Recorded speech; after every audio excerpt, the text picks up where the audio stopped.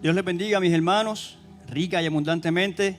Qué bueno que podemos estar reunidos para exaltar y bendecir el nombre de nuestro Señor como iglesia, como congregación. Por favor, acompáñenme a orar para comenzar el servicio de esta mañana. Oramos al Señor. Padre Santo, Dios bueno y Dios eterno, te bendecimos y glorificamos tu nombre, Señor. Te damos gracias porque a pesar de nuestros pecados, que son muchos, tu gracia es mayor. Tu sangre nos basta, Señor. Gracias por el perdón de pecados. Gracias por tu sacrificio en la cruz del Calvario. Padre, te imploramos que nos ayudes a que las cosas de este mundo no nos distraigan. Líbranos de las distracciones para que no sean obstáculos en nuestra relación y nuestra comunión contigo. Estamos en un mundo caído, en un mundo corrupto. Pero te pedimos, Señor, que nuestro corazón y nuestra mirada siempre esté puesta en ti. Fijamente en ti, Señor. Ayúdanos. Ayúdanos a siempre dar lo mejor. A darte lo mejor.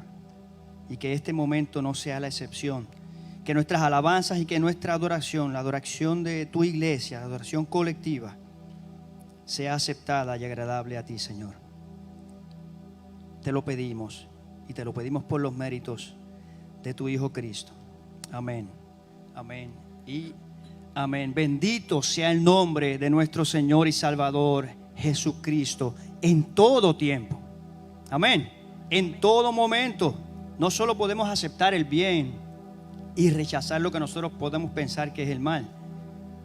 No solo podemos bendecirlo en momentos de bonanza y no hacerlo en momentos de escasez. Tenemos que bendecirlo en todo momento. En momentos de bendición, pero también en momentos donde estemos pasando por momentos dolorosos, momentos de angustia, momentos tormentosos. Siempre recordemos algo, hermanos, que el Señor es justo y soberano, que Él tiene el control de todo, porque Él es fiel, Él es inmutable, Él nunca cambia. Abracemos su gracia. Su gracia es suficiente. Y que nuestro vivir sea Cristo. Si usted puede, ahí donde usted está, ponerse en pie para que nos acompañe a cantar al Señor esta alabanza que lleva por título Vivir es Cristo.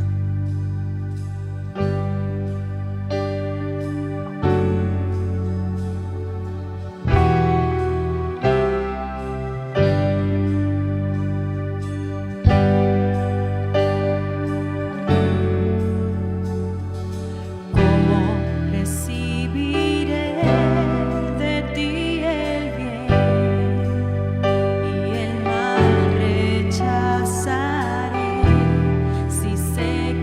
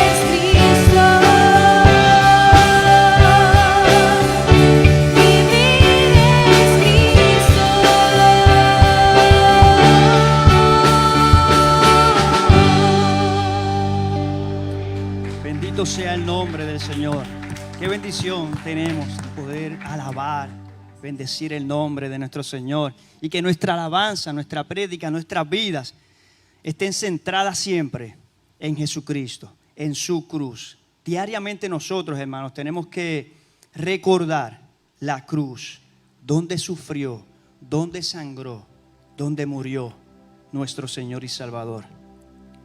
Recuerden algo, que lo que ocurrió en esa cruz, esas heridas, ese desprecio, ese abandono, lo hizo por nosotros pecadores.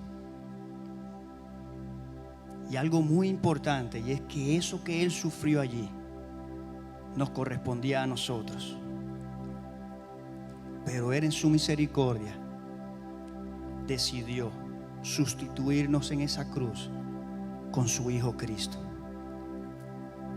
Allí murió como un vil y despreciable pecador, siendo santo y justo. Y una vez muerto, envuelto, fue sepultado. Y eso nosotros necesitamos recordarlo diariamente para que nuestras vidas alaben continuamente a Jesús. Pero no solo recordemos que Él sufrió y que murió y que fue sepultado, porque al tercer amanecer un gran estruendo se escuchó. Nuestro Señor y Salvador venció la muerte, venció el pecado, se levantó de la tumba y resucitó.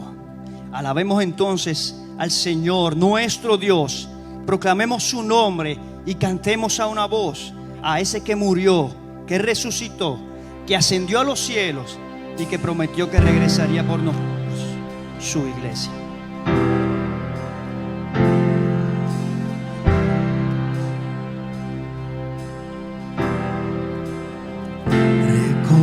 Recordaré aquella cruz donde sangró y murió Jesús, heridas que por mí sufrió, crucificado, salvador.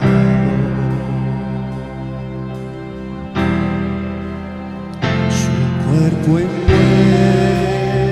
envuelto en dolor, en el sepulcro reposó, en soledad Él se quedó. Jesús Mesías, el Señor. Alabaré, alabaré al Señor mi Dios, su nombre yo proclamaré, eternamente le cantaré, Señor, Señor mi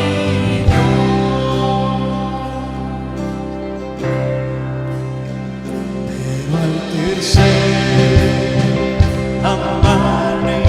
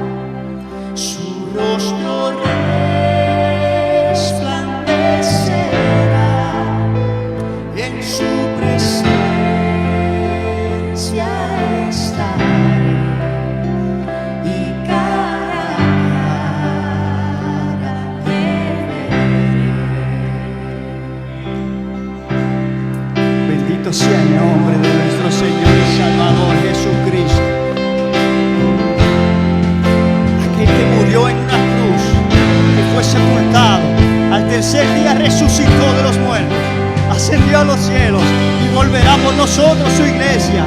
¿Cuántos pueden exaltar y bendecir su nombre? Bendito sea Él. Alabemos al Señor. A una voz, alabaré.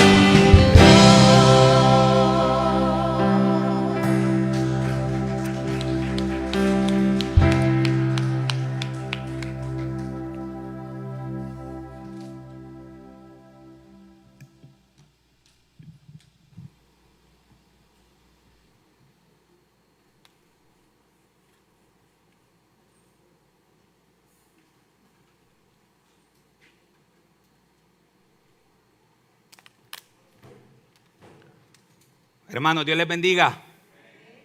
Le damos gracias al Señor que estamos aquí un día más para exaltar y glorificar su nombre.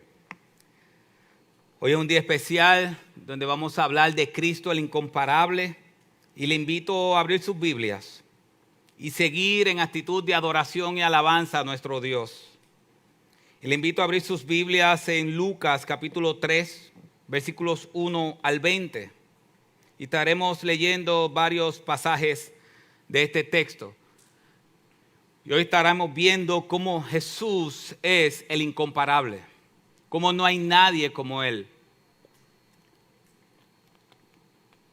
Y la palabra del Señor dice así en Lucas capítulo 3, versículo 1. En el año 15 del imperio de Tiberio César, siendo Poncio Pilato gobernador de Judea, y Herodes tetrarca de Galilea, y su hermano Felipe tetrarca de la región de Iturea y Traconite, y Lisania tetrarca de Abilinia, durante el sumo sacerdote de Anás y Caifás, vino la palabra de Dios a Juan, hijo de Zacarías, en el desierto. Y él fue por toda la región contigua al Jordán, predicando el bautismo de arrepentimiento para el perdón de los pecados, como está escrito en el libro de las palabras del profeta Isaías, voz del que clama en el desierto: preparad el camino del Señor, hacer derecha su senda.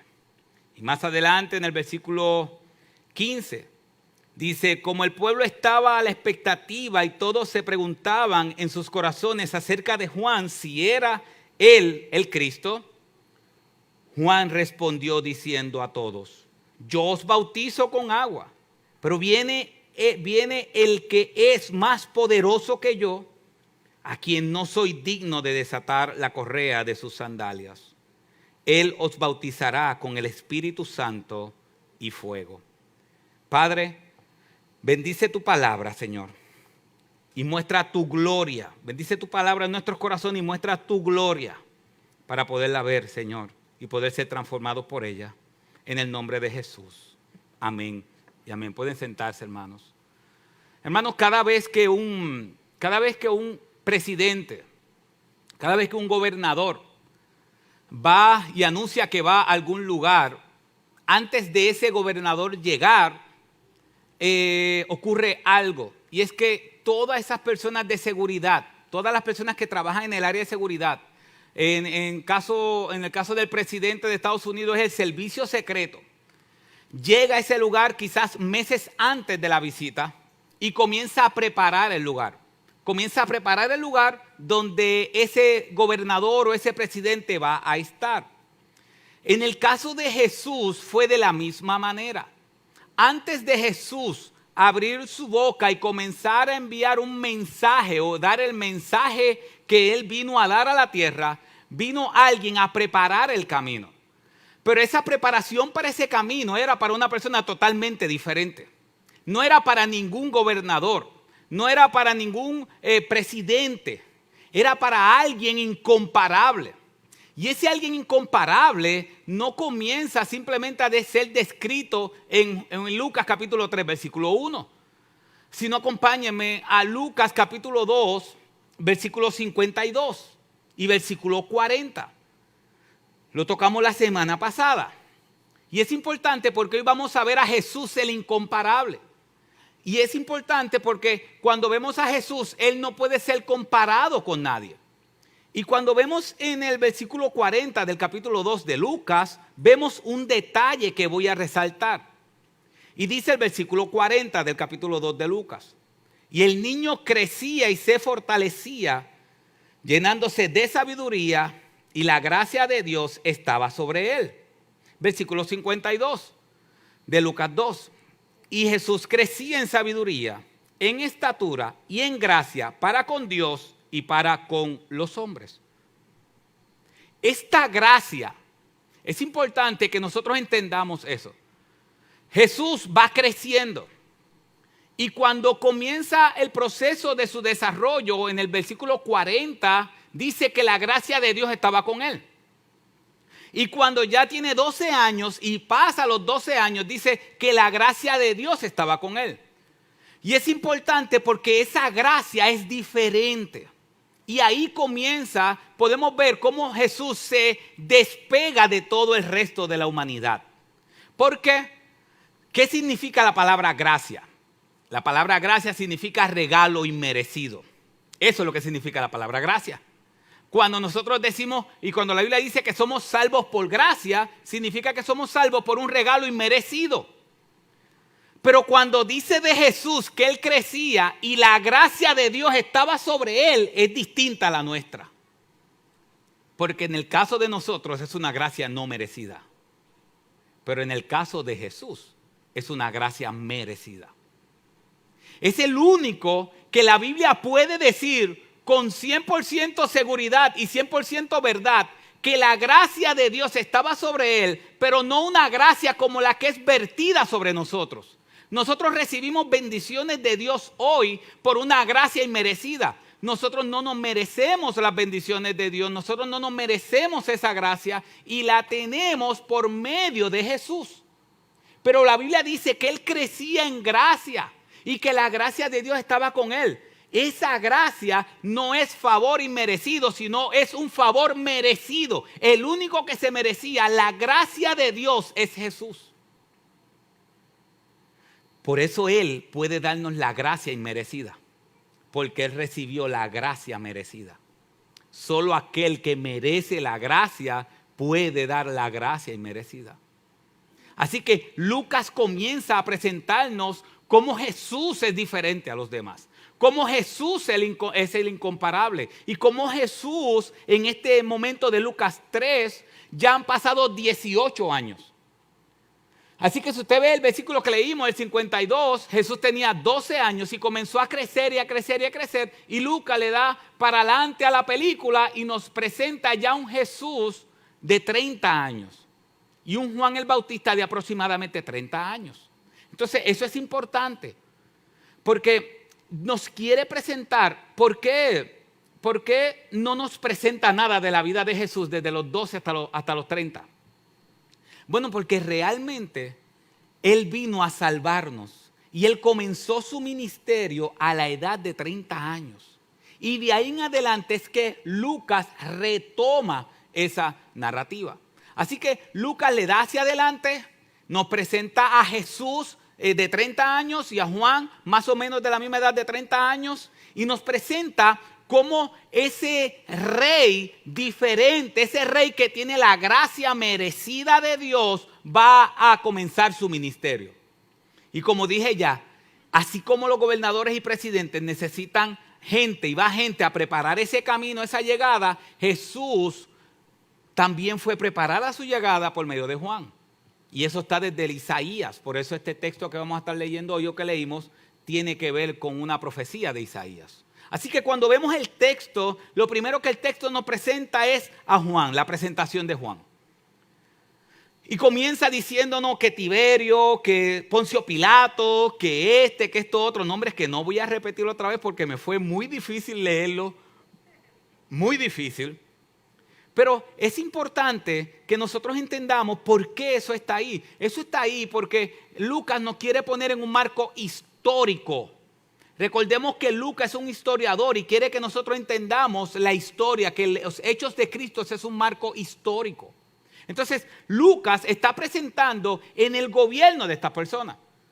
Y si nosotros queremos saber un poco más del gobierno de estas personas, podemos ir al versículo 19, de Lucas 3. Porque una de las personas que presenta es Herodes.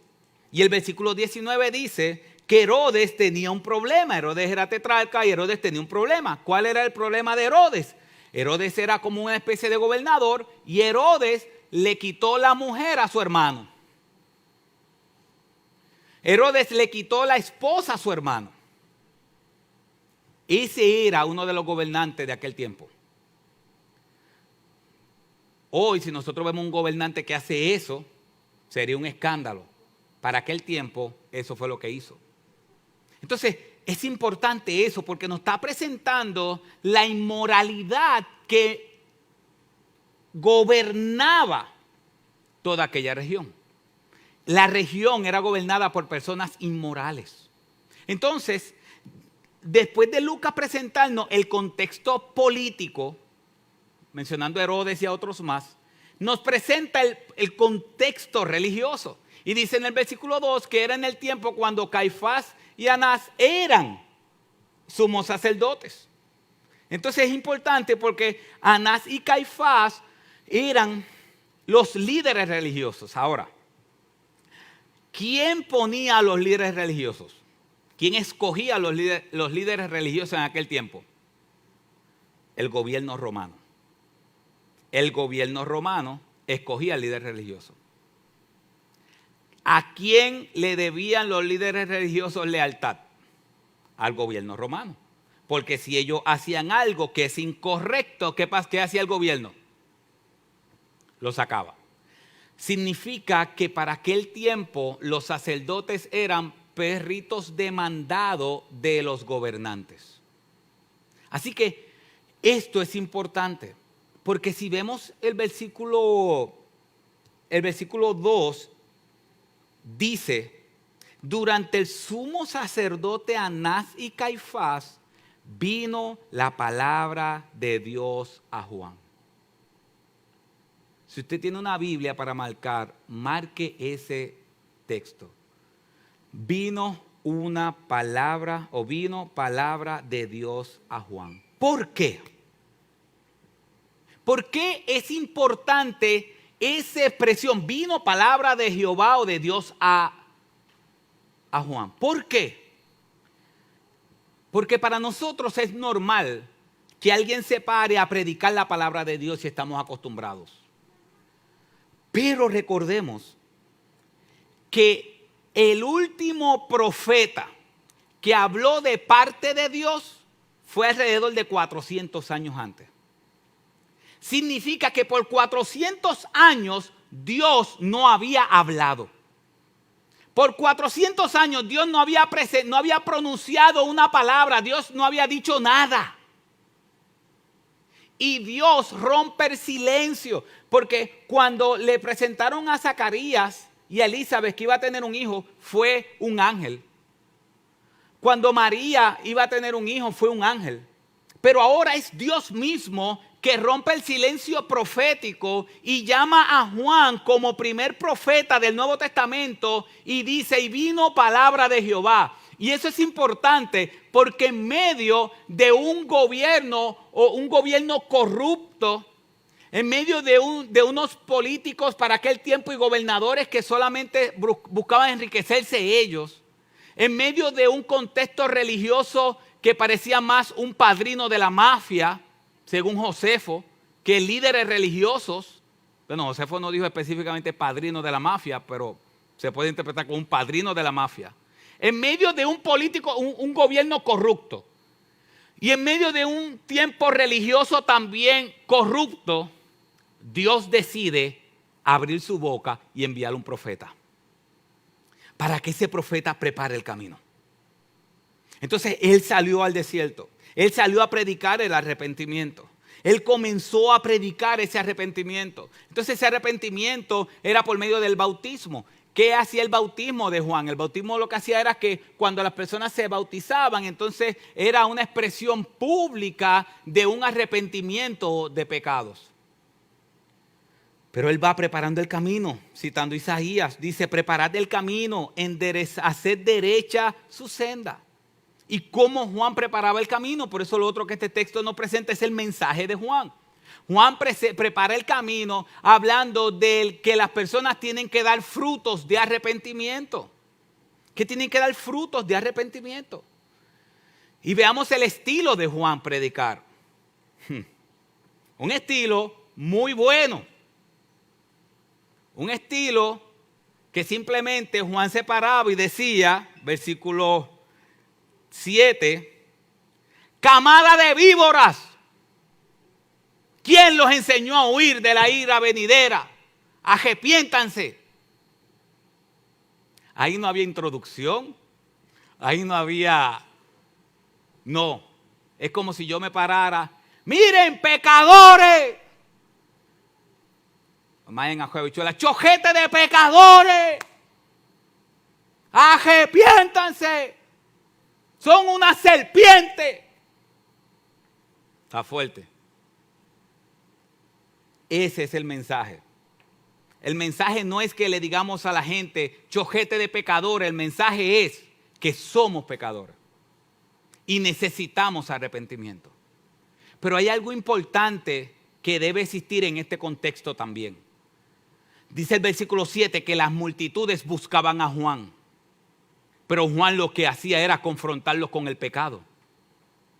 Pero aunque Juan los confrontaba con el pecado, las multitudes buscaban a Juan. ¿Por qué? Porque las multitudes sabían que eran pecadores y que necesitaban arrepentimiento delante de Dios. Hoy se le dice a la persona que es pecadora, ¿y qué dice la persona? Pecadora yo. ¿Y quién tú eres para juzgarme? La Biblia dice no juzgues. Ese texto se lo saben muy bien. Estamos en un contexto distinto. Lamentablemente hoy la gente no quiere que se le diga que son pecadores. Y eso es una de las tristezas más grandes. ¿Sabes por qué? Porque Dios vino a buscar pecadores. Entonces todo aquel que dice que no peca está haciendo a Dios mentiroso. Así que Juan le pide a ellos que den frutos de arrepentimiento. Y le dice a las multitudes, porque las multitudes van a donde Juan y cuando escuchan el mensaje de Juan, las multitudes dicen, ¿y qué vamos a hacer? Fue lo mismo que en Hechos capítulo 2, cuando Pedro terminó de predicar. Las multitudes preguntaron, ¿y ahora qué hacemos? Entonces Juan le dice a las personas, si tú tienes una túnica y otro tiene frío, dásela. Y dice el versículo 14 que fueron los maestros a donde Juan y le dieron, Juan, ¿qué hacemos? O sea que no tan solo allí estaban multitudes, sino que también estaban los maestros de la ley y le dicen, Juan, ¿qué hacemos? Y Juan le dice, no pongas cargas más allá de lo que dice la Biblia. No pongas cargas más allá. Enseña la Biblia, la palabra de Dios, como es. Pero después no tan solo habían maestros. Si usted ve el versículo 14, dice, y algunos soldados preguntaban. O sea que allí habían personas comunes y corrientes, habían maestros y habían soldados. ¿Y qué le dice Juan a los soldados? A nadie extorsionéis, a nadie acuséis falsamente, contentaos con vuestro salario. Los soldados hacen la función que muchos policías hacen hoy. ¿Y qué le está diciendo Juan? No extorsionen a nadie, no inventen casos, estén contentos con su salario. Una de las cosas que más apoya la corrupción hoy y más la venta de drogas en muchos lugares es que muchos policías están envueltos en esas ventas porque son comprados. Así que eso no es ahora, eso es desde siempre. Y Juan, en un mundo corrupto, Juan vivió en integridad. Por eso vemos su carácter. Y ese carácter de Juan dice, en cuanto a su identidad, que la gente que estaba esperando que llegara el ungido, que llegara el Salvador, y vio a Juan predicando. Recuerden que Dios no había hablado por 400 años, 430 años. Nadie se había levantado con autoridad y diciendo, Dios me dijo que ustedes se arrepientan, arrepiéntanse. No había pasado. Cuando ellos comenzaron a escuchar a Juan, entonces ellos entendieron que era Juan el Mesías. Y Juan dijo, no, yo no soy el Mesías. Yo no soy el Mesías. Yo no soy digno ni desatarle el calzado de sus pies. Yo no soy. Entonces, ¿qué pasó con Juan? Herodes lo metió preso porque le estaba diciendo a Herodes, Herodes, tú estás con tu cuñada, y estaba confrontando a Herodes. Y dice el versículo 20, hablando de Herodes, dice el versículo 19, pero Herodes el tetrarca, siendo reprendido por él por causa de Herodías, mujer de su hermano, y por todas las maldades que Herodes había hecho, añadió además a todas ellas, o sea que Herodes era malo, y añadió una maldad más. ¿Cuál es esa? Que encerró a Juan en la cárcel. Ahora, ¿qué nos enseña este mensaje? ¿Qué nos enseña toda esta historia? ¿Qué nos enseña esta apertura del ministerio? ¿Qué nos enseña por qué Lucas le da para adelante a 18 años de la vida de Juan y de la vida de Jesús y comienza en este punto? ¿Por qué cada evangelista? ¿Por qué Mateo? ¿Por qué Marcos? ¿Por qué Lucas y por qué Juan, los 4 evangelistas, los 4 que narran la historia de Cristo, por qué ellos tienen esta historia de cómo Juan comienza su ministerio? ¿Por qué? ¿Qué nos enseña este pasaje de Jesús? Lo primero que nos enseña este pasaje de Jesús es que Jesús es más poderoso que todos. Que Jesús es el incomparable. Que no hay nadie más poderoso que Él. Recordemos quién es el que está hablando. Cuando fueron los discípulos de Juan a donde Jesús y le dijeron, mira, Juan nos dice que nos pregunta si tú eres el Mesías o viene otro más. ¿Por qué? Porque Juan estaba preso. Herodes lo tenía preso. Y Juan dijo en su mente, bueno, si viene el libertador, porque yo estoy preso. Si viene el libertador, se supone entonces que yo no esté preso. Porque Juan también entendía que la liberación no tan solo era espiritual, sino era una liberación física en ese momento. Y viene el libertador físico, el que va a transformar nuestras vidas. Y eso lo esperamos con ansias. Juan también lo estaba esperando con ansias. Y cuando vienen los discípulos de Juan y le dicen, mira, Juan está preguntando si eres tú o viene otro, Cristo, para que esos discípulos y la gente que estaba alrededor de él no pensaran mal de Juan, Cristo dijo, dile a Juan que los mudos están hablando y que ha venido el año del Señor. Está citando un texto de Isaías también. Y él le dice a los discípulos de Juan y a todos los que estaban allá, dice, miren, no hay nadie nacido de mujer más grande que Juan el Bautista. Aunque después dice, para la gloria de Dios, pero él aún es el más pequeño de todos los que están en el cielo. Pero él dice, no hay nadie nacido de mujer más grande que Juan el Bautista. Significa que humanamente hablando, el ser más grande nacido de mujer, después de Jesucristo, es Juan el Bautista. Y Juan el Bautista, cuando le dijeron a él, tú eres Jesús, tú eres el Salvador, él dijo, no. Y no tan solo dijo, no. Él dijo, yo no soy digno ni de aún desatarle el calzado de sus pies. Entonces es importante que nosotros entendamos nuevamente quién está diciendo esto. Porque miren lo que dice Matthew Henry de Juan. Matthew Henry dijo, dice no porque murió hace muchos años, Matthew Henry dijo, Juan era un profeta. Y más que un profeta, el mayor que todos los profetas del Antiguo Testamento. Sin embargo, la distancia entre él y Cristo era infinita. Nosotros hoy podemos analizar los profetas y podemos decir que Isaías en el capítulo 53 nos muestra un retrato exacto y perfecto de cómo iba a ser la crucifixión de Cristo.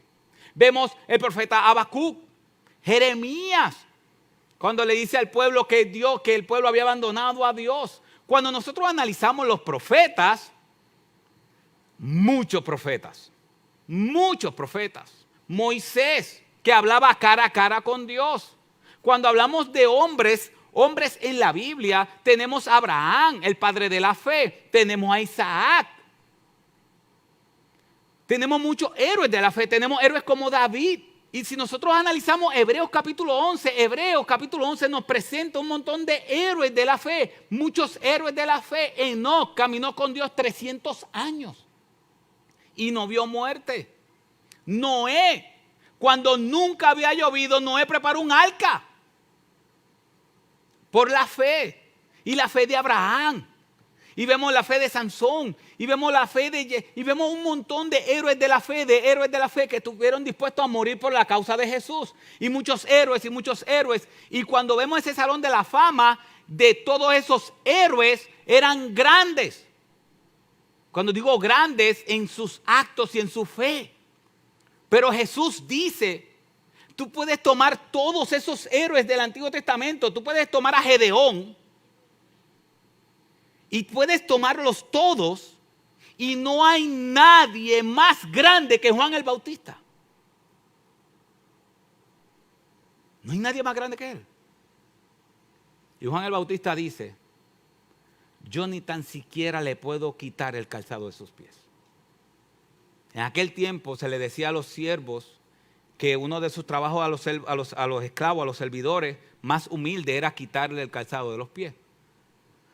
Yo decía ahorita que yo recuerdo que hace muchos años, cuando los esposos llegaban del trabajo a sus casas, sus esposas le quitaban los zapatos. Hace muchos años. Yo creo que en algunos momentos se debería volver a ese tiempo. No puedo ver sus rostros ni nada porque están todos con mascarilla, así que yo no sé qué está, pero Dios conoce sus mentes. Entonces Juan dice, ni aun el trabajo más humilde que yo puedo hacer, yo no soy digno, es que yo no soy digno de eso. Yo no soy digno de eso. Así que cuando Juan está diciendo, no hay nadie más grande que Jesús, lo que Juan está diciendo es que si yo comparo a Jesús con cualquier otra cosa, la distancia es infinita, como dice Matthew Henry. La distancia es infinita. Si yo comparo a Jesús conmigo, a Jesús con nuestras parejas, nuestra esposa o esposo, a Jesús con el trabajo, a Jesús con cualquier cosa, la distancia es infinita. Lo que está diciendo Juan, Jesús es el incomparable, no puedo compararlo con nada. Entonces Juan está diciendo, si Él es el grande y yo no soy digno, entonces yo necesito de Él, está diciendo Juan. Yo necesito de Él. Así que cuando vemos la grandeza de Jesús, vemos que el que lo está diciendo es Juan. Si Juan, que es el hombre más grande nacido de mujer después de Jesús, dice que Él no es digno de desatarle el calzado de sus pies, ¿quiénes somos tú y yo? ¿Quiénes somos tú y yo? ¿Quiénes somos? si la distancia, como dijo Matthew Henry, si la distancia entre Jesús y Juan es infinita, imagínense la distancia entre nosotros y Jesús. Y esa es la diferencia. La diferencia es que este mundo se ha formado un Jesús pequeño. Un Jesús tan pequeño que nos cabe en el bolsillo. Uno de los reformadores, no recuerdo si fue Juan Calvino, yo creo que fue Juan Calvino, que dijo: el conocimiento que el pueblo de Dios tiene de su Dios es un conocimiento muy pequeño, de un Dios muy pequeño. Hoy, todo el tiempo se ve a un Jesús diminuto, a un Jesús que no está sentado en su trono. Yo decía ahorita en el culto anterior que aún las navidades demuestran el conocimiento que tiene el mundo de Jesús en comparación con las Escrituras. Si usted quiere saber el Evangelio de Marcos, son 4 evangelios que narran la historia de Jesús. El Evangelio de Marcos no habla nada no habla nada de la niñez de Jesús. El Evangelio de Juan dice que él se hizo carne, pero no nos habla de su niñez y directamente de su nacimiento con detalles. Los únicos que dan detalles de su nacimiento es Lucas y Mateo. Y cuando ustedes comparan los detalles, por ejemplo, si usted analiza el Evangelio de Juan, desde el capítulo 12 o 13 en adelante, el Evangelio de Juan se dedica a la última semana de Jesús.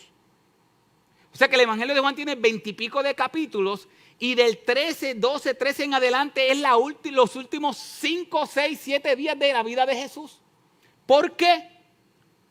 Porque para la Biblia y para Dios, Jesús no tan solo nació y debemos celebrar ese nacimiento, debemos celebrar ese reinado. Y nosotros en Puerto Rico tenemos las navidades más largas. Si no hay temblores. En esta área, si hay temblores, se acortan las navidades. Porque lo menos que nosotros queríamos hacer era cantar y esas cosas.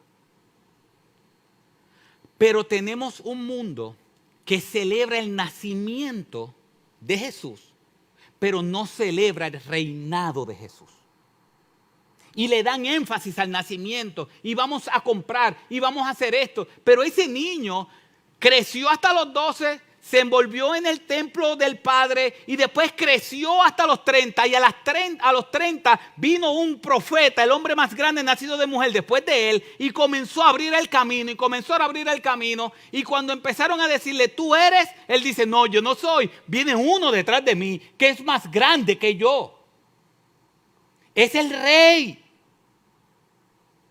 Entonces vivimos una sociedad así, una sociedad que lo celebra a cuando nació, pero no celebra su reinado, sino por el contrario, hemos rebajado a Cristo y ahora Cristo en nuestra mente es simplemente frotamos la botella, la lámpara y sale el genio.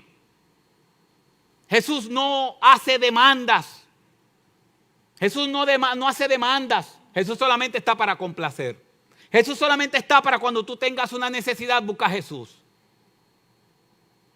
Pero para Juan, Jesús es más grande que él. ¿Y sabes por qué? Porque Jesús es el único que puede transformar los corazones. Jesús es el único que puede transformar los corazones. Mira lo que dice el versículo 16 al final. Yo bautizo en agua, pero Él bautiza con el Espíritu Santo y fuego. Espíritu Santo y fuego no significa el fuego del gozo ni nada de esas cosas. Significa que cuando Jesús va a hacer la transformación, esa transformación es una transformación interna. O sea que Juan está diciendo, miren, Él es más grande que yo, Él es más fuerte que yo, más poderoso que yo. Porque yo solamente puedo bautizarte de manera física en el agua y sacarte, pero Él puede hacer algo que yo no puedo hacer. Él puede transformar tu corazón. Yo decía ahorita, una gran diferencia. Usted puede tener un corazón. Hay médicos, cirujanos que pueden hacer una operación de corazón abierto.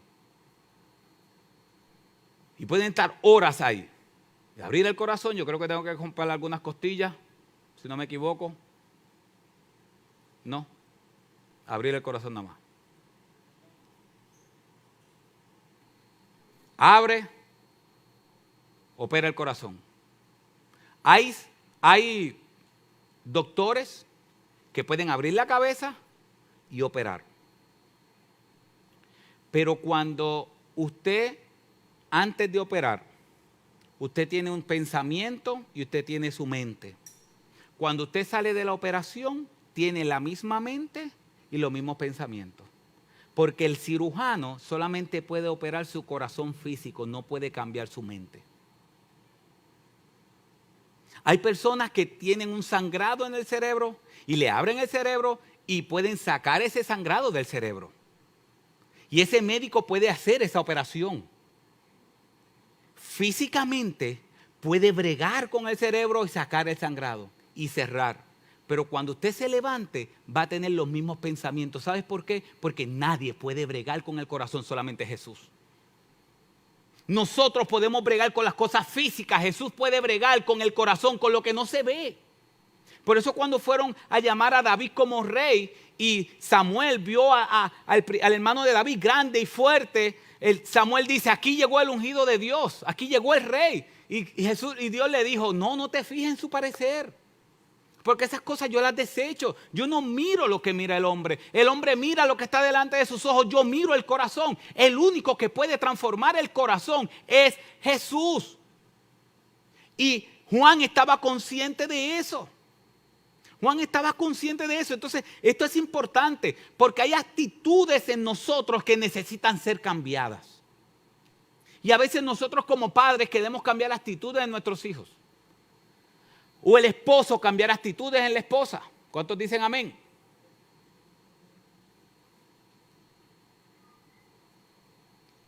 Esposas, actitudes en el esposo. ¿Qué ustedes creen? No, están callados. No quieren tirarse al medio. Hay actitudes, hay actitudes que yo sé que tengo que cambiar y ustedes también. El problema es que las actitudes es lo que yo hago externamente. El problema de las actitudes es tratar de cambiar esas actitudes sin cambiar el corazón. Hay veces, yo no sé si a usted le ha pasado, que usted ve un jovencito que cuando está con los papás es un santo. Un santo cuando está con los papás. Un santo. Y cuando los papás no están, aquellos que están aquí que son maestros, o que han bregado en campamento o algo así, saben que cuando están los papás al lado, y cuando los papás no están, hay veces que uno ve a un muchacho dentro de la casa y dice, oye, pero qué bueno ese muchacho es tremendo, pero mira, ese muchacho es un santo. Y yo recuerdo, mami está aquí, Señor, le traiga revelación a su corazón. Yo recuerdo cuando decía, oye, pero ¿por qué tú no eres como ese muchacho? Mira ese muchacho tan bueno. Bueno, cuando estaba dentro de la casa, cuando salió y se fue para la universidad o se fue a trabajar, de momento salió un bandido. ¿Qué fue que cambió? ¿Qué fue que era bueno y después se convirtió en malo? No. El problema del corazón siempre lo tenía. Lo que pasa es que aparentaba una situación dentro de su casa, pero tan pronto salió, el corazón se abrió y se entregó a las pasiones. Ese es el problema cuando nosotros queremos cambiar actitudes sin el corazón. Por eso es que es imposible cambiar sin Jesús. Porque podemos cambiar actitudes, pero solo Él puede cambiar el corazón. Por eso es que necesitamos de Él, por eso es que los matrimonios necesitan de Él, por eso es que el ser humano necesita de Él, porque Jesús es incomparable. Él hace cosas que otra persona no puede hacer. No tratemos de cambiar actitudes en nosotros, necesitamos una transformación de corazón. Y eso es importante. Y aquí Juan está diciendo, no hay nadie como Él. Él es el único que puede transformar los corazones. Pero también Juan nos presenta algo de Jesús que es importante que nosotros siempre tengamos en nuestra mente. Y es que no tan solo Jesús es el incomparable, no tan solo Jesús hace lo que nadie hace, sino que también Jesús es juez. Él es juez. Dice el versículo 17. el bieldo es esa pala. La pala está en su mano para limpiar completamente su era y recoger el trigo en su granero, pero quemará la paja en fuego inextinguible. Es importante esto, y quiero citar a Belkov. En su teología sistemática, hablando del regreso de Cristo, Belkov dice esto. Escuche bien, el regreso de Cristo en ocasiones se omite de las etapas de su exaltación, como si la ascensión a la diestra de Dios fuera el punto culminante. Pero esto no es correcto. El punto más elevado, escuche bien, el punto más elevado no es alcanzado hasta que aquel que sufrió en manos del ser humano regrese en capacidad de juez. Esa exaltación de Jesús no es simplemente una exaltación que Jesús ahora mismo está en su trono, sino que es una exaltación. Esa exaltación va a ser completada, culminada, cuando ese que llegó como cordero regrese como el león de Judá. Cuando ese que llegó como Jesús el Salvador regrese como Jesús el juez. Y a veces se nos olvida que Jesús volverá a juzgar. Y estamos viviendo en un tiempo donde Jesús se toma a la ligera, donde todo el mundo está relajando con Jesús, donde todo el mundo relaja de Dios, donde todo el mundo habla cosas de Dios, donde usted ve programas de radio, programas de televisión y uno está viéndolo y de momento comienzan a relajar con Dios. Nunca se nos olvide que Jesús regresa y no como Salvador, sino como juez. Y todos aquellos que nunca le hicieron caso a Jesús tendrán que vérselas con Él cara a cara.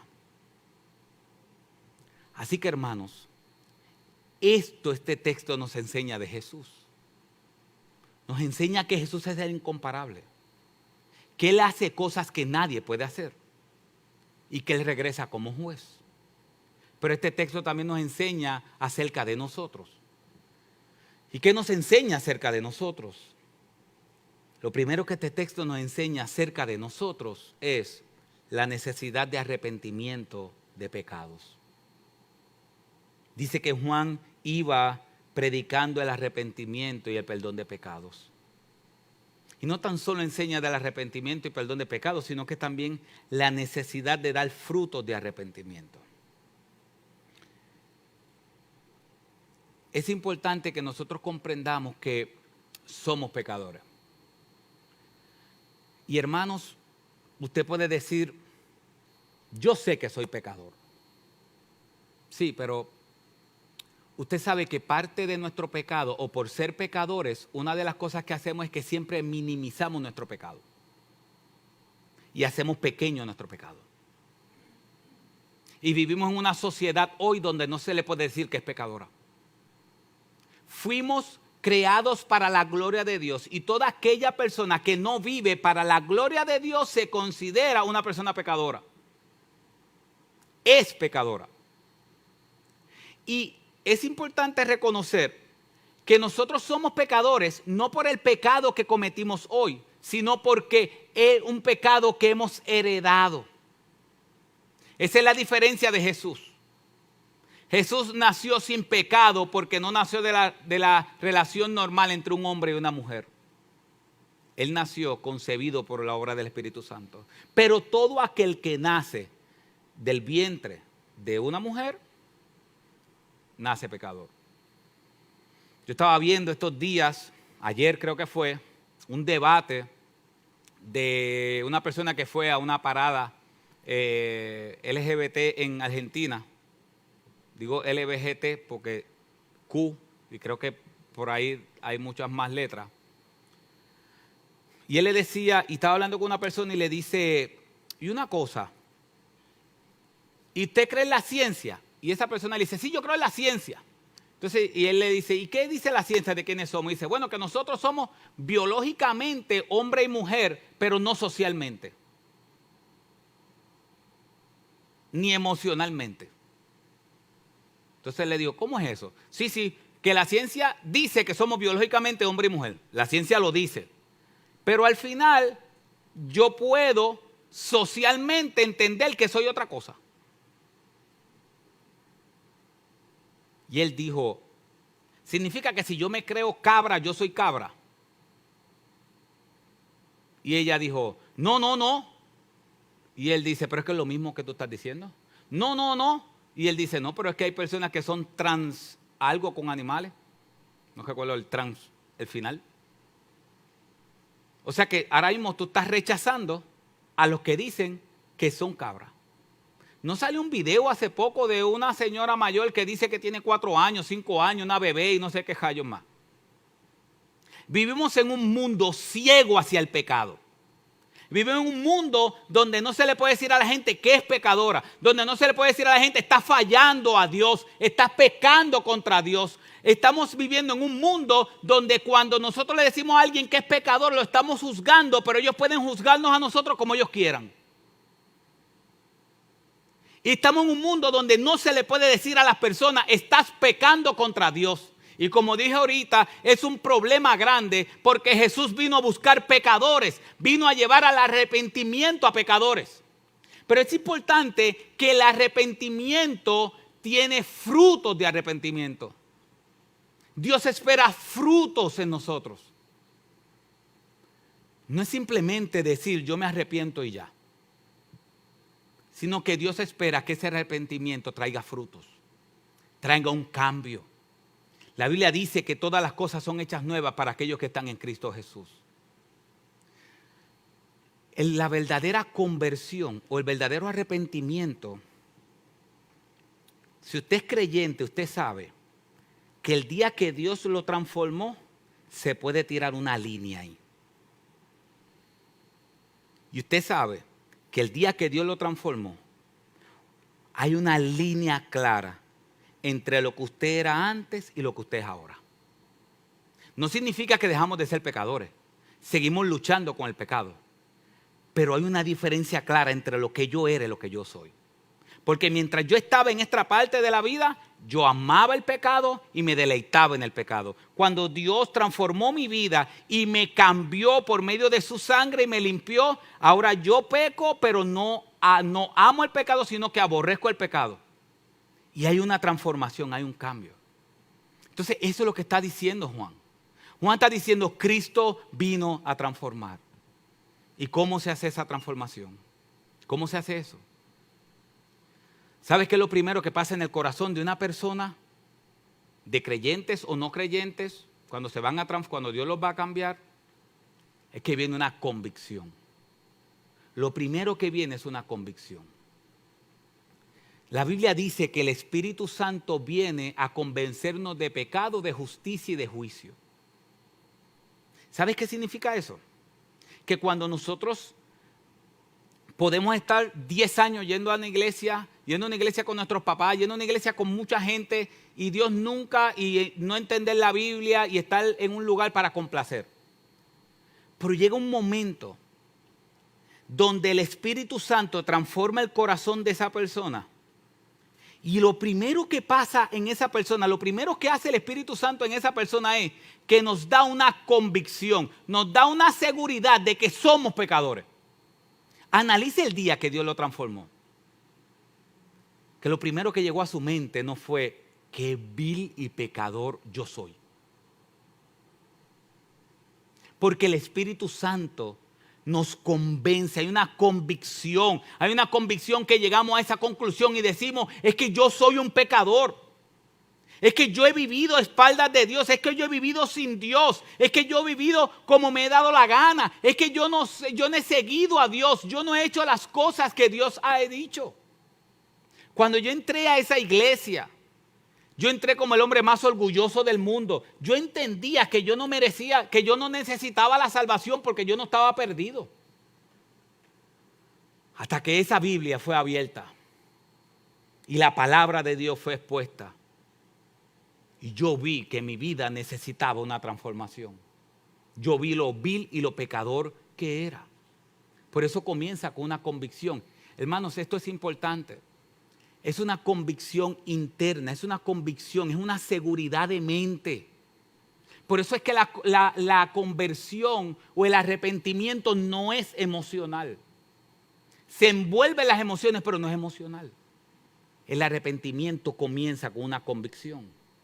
¿Por qué? Porque hay gente que dice, yo me arrepiento, y mañana vuelve y hace lo mismo, y vuelve y hace lo mismo. Y a veces nosotros entendemos que el arrepentimiento viene acompañado de lágrimas. Si no llora, no está arrepentido. No, el arrepentimiento comienza con una convicción en nuestra mente.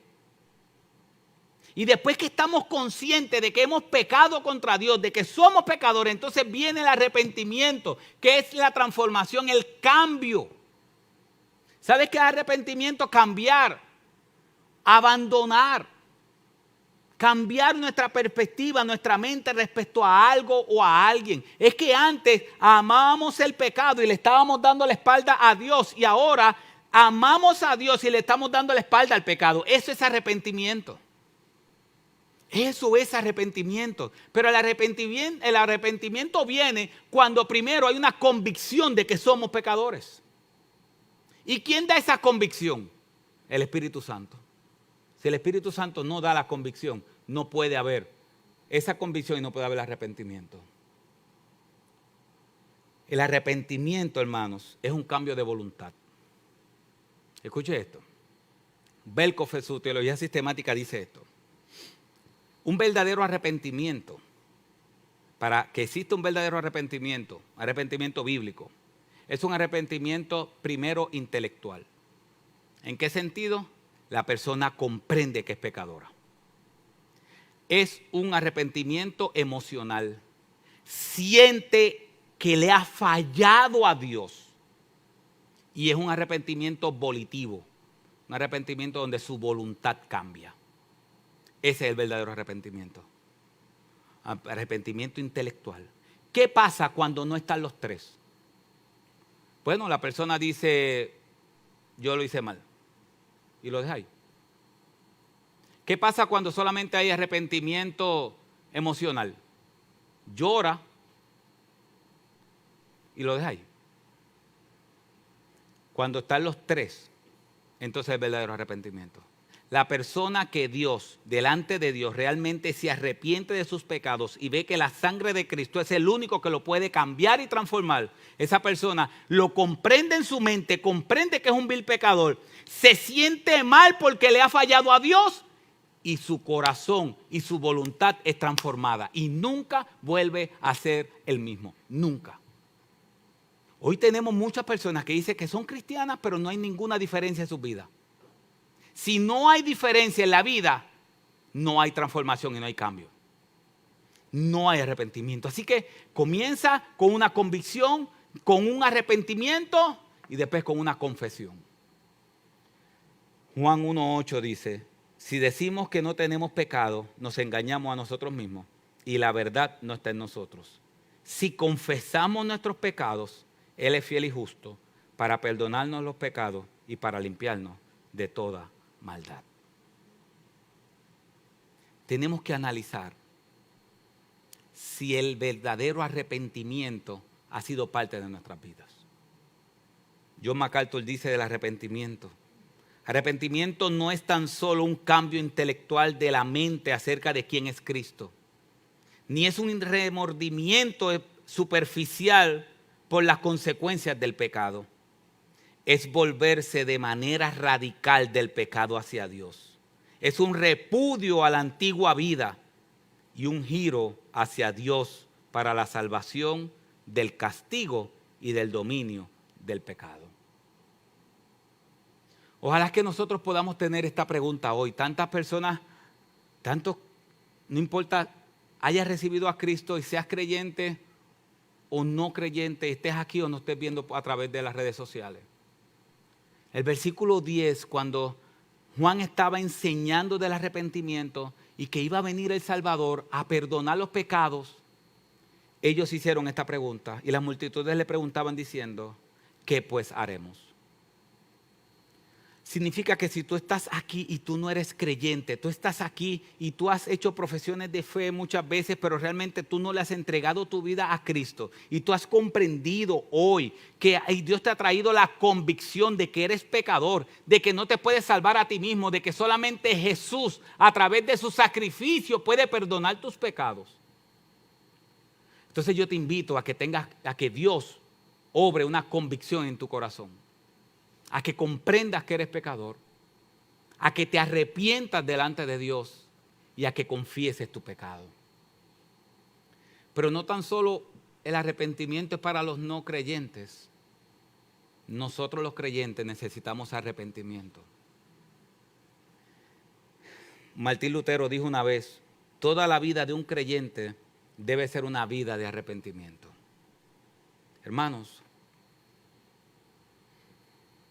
yo como pastor, en muchas ocasiones, he visto muchas vidas destruidas de creyentes.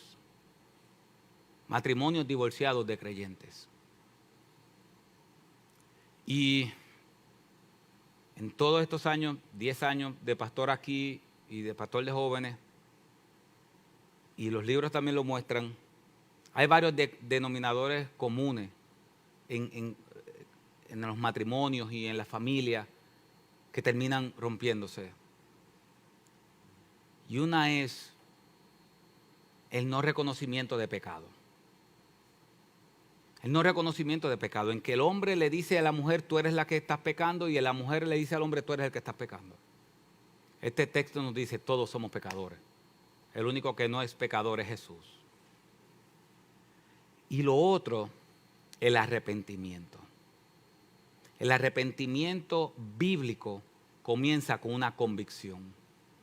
No una convicción porque le fallé a tal persona y yo quiero estar bien con esa persona. Porque a veces el arrepentimiento del ser humano es motivado por la otra persona. No, nosotros primero, antes que a otra persona, le fallamos a Dios. Y el arrepentimiento de nosotros, el pedir perdón y la confesión de pecados comienza con Dios. Porque a Él fue que fallamos. Y cuando nosotros hemos pecado, sí hemos lastimado a la gente a nuestro alrededor, pero primero hemos fallado a Dios, al que nos compró con su sangre. Nuestra vida, la vida de creyente, es una vida de arrepentimiento constante, porque es una vida de pecado. Cuando Jesús vuelva por nosotros y transforme nuestras vidas, no necesitamos arrepentirnos más. No necesitamos más pedir perdón. Pero mientras estemos aquí, en este cuerpo, el arrepentimiento debe ser diario. El pecado corta la relación con Dios. El arrepentimiento verdadero restaura esa relación. Así que, hermanos, entendamos, ese es el mensaje de Juan y ese es el mensaje de Jesús. Él es como ninguno. Vino a buscar pecadores. Arrepintámonos de nuestros pecados. Y si usted le ha fallado a alguien, primero que conozca que le ha fallado a Dios. Y después, deje el orgullo en la maleta. Usted sabe que hay una canción de reggaetón hace muchos años que dejamos poner el miedo lo dejamos en la gaveta. No se haga, que muchos de ustedes la han escuchado. El orgullo lo dejamos, es más, no es la maleta, no. El orgullo vamos y lo llevamos a la cruz. El orgullo que no nos permite ir a donde la persona y pedirle perdón. Mira, perdóname porque yo te fallé en el matrimonio, perdóname. Perdóname, yo estoy arrepentido. Ese orgullo que no nos permite restaurar esa relación con Dios y con nuestro prójimo. Vayamos a la cruz, crucifiquemos ese orgullo y vayamos tal cual somos. Porque el arrepentimiento debe ser parte de nuestra vida, como lamentablemente lo es el pecado. Así que la Biblia dice, aquel que dice que no peca hace a Dios mentiroso, pero aquel que confiesa su pecado y se aparta, ¿qué dice? Hallará misericordia. El Señor tenga misericordia de nosotros. Padre, gracias, Señor, por este tiempo. Gracias por tu palabra, Señor. Y te pedimos en el nombre de Jesús que tú seas glorificado en nuestras vidas. Y que tu palabra dice que solamente el Espíritu Santo trae convicción. Padre, aquellos que han escuchado este mensaje que no son creyentes, que no le han entregado su vida a Jesús. Padre, yo te pido en el nombre de Jesús que tú le pongas convicción en su mente, convicción en su corazón, para que ellos puedan entender que ellos no son autosuficientes, que ellos no son grandes, que Jesús es el grande. Y que el problema que realmente ellos tienen es un problema del corazón. Que no es simplemente un problema de actitudes, que es un problema de corazón. Y el único cirujano del corazón eres tú.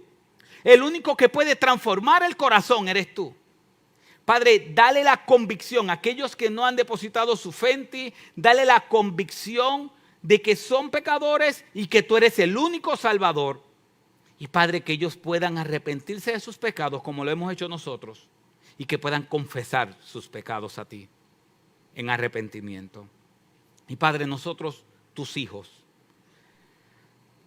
así como el pecado es parte de la lucha diaria, así mismo necesitamos el arrepentimiento.